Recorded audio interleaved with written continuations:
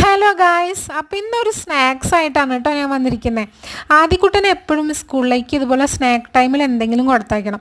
അതിന് വേണ്ടിയിട്ട് ഇടയ്ക്കൊക്കെ ഇതുപോലെ ബദാമും ഈത്തപ്പഴവും ഒക്കെ കൊടുത്തയക്കാറുണ്ട്. പക്ഷെ അവൻ ഇതുപോലെ തിരിച്ചെന്നെ വീട്ടിലേക്ക് കൊണ്ടുവരും കേട്ടോ.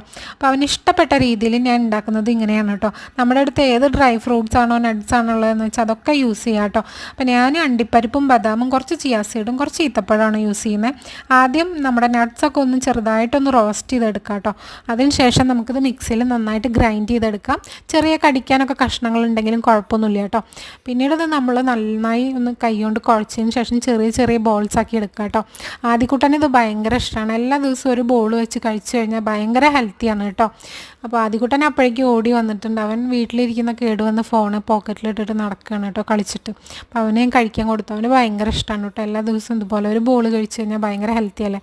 അപ്പോൾ വീഡിയോ ഇഷ്ടപ്പെട്ടെന്ന് വിചാരിക്കുന്നു. അടുത്ത വീഡിയോ ആയിട്ട് വരാം. അതുവരെയും ബൈ.